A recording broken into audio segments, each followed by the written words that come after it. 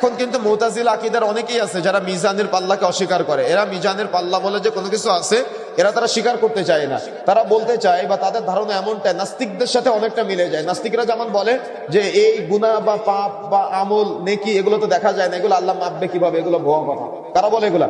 নাস্তিকরা বলে। তো মুতাজিলা আকীদার যারা আছে এরা কিন্তু ঠিকই এভাবে অস্বীকার করে। আর ইমানের যতগুলো স্তর আছে তার মধ্যে একটা স্তর কিন্তু আখিরাতের উপর বিশ্বাস স্থাপন করে, এবং আখিরাত সম্পর্কে আল্লাহ রাব্বুল আলামিন যে কথাগুলো বলেছেন, রাসূলুল্লাহ সাল্লাল্লাহু আলাইহি ওয়াসাল্লাম যে সতর্কগুলো করেছেন, এগুলা সম্পর্কে আপনাকে জানতে হবে এবং বিশ্বাস স্থাপন করতে হবে। মিজানের পাল্লায় আপনি যত জিকির করবেন, কোরআন তিলাওয়াত করবেন, এগুলা কিন্তু যত তিলাওয়াত করবেন তত ভারী হবে।